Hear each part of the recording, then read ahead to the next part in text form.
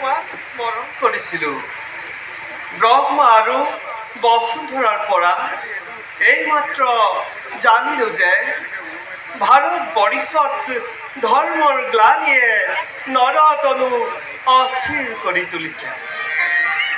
ধৰ্ম সংস্থাপনৰ কাৰণে পৃথিৱীত মোৰ অৱতাৰৰ নিতান্তই আৱশ্যক হৈছে। ধৰিত্ৰী দেৱীয়ে মুক্তি বিচাৰি মোৰ জগতমুখী ইচ্ছাক আহ্বান কৰি গ'ল।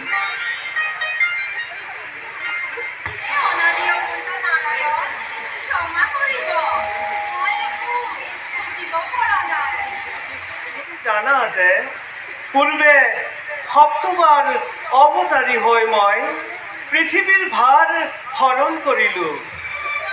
ভাৰতবৰ্ষত স্বেচ্ছাচাৰী ৰাজবৰ্গই অধৰ্মক এনেভাৱে প্ৰশ্ৰয় দিছে যে তাক পুনৰ ধৰ্ম সংস্থাপনৰ কাৰণে মোৰ সহায়ক ৰূপে তোমাৰ আৱশ্যক অনুভৱ কৰিছোঁ।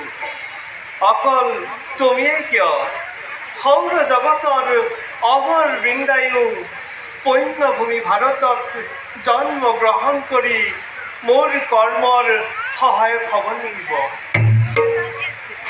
মোৰ এই অৱতাৰত দুষ্কৃতি সম্পূৰ্ণ বিনাশ হৈ ভগৱত ভক্তিয়ে শ্ৰেষ্ঠতা লাভ কৰিব। তোমাৰ কৰ্তব্য অতি গুৰুতৰ হ'ব।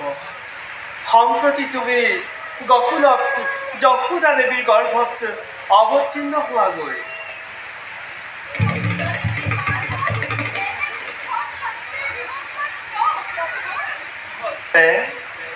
তুমি মই সকলো ঐশ্বৰিক কৰ্তব্যৰ অধীন। অকল তুমিয়েই কিয়, ময়ো দৈৱকীৰ গৰ্ভত স্থিতি লাভ কৰিম।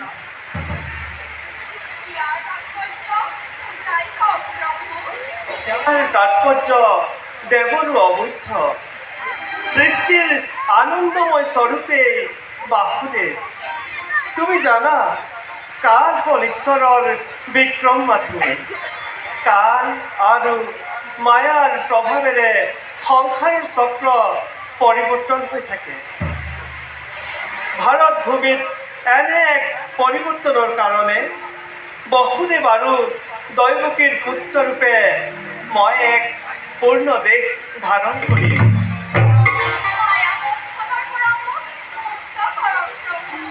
উতলা নহবা দেৱী।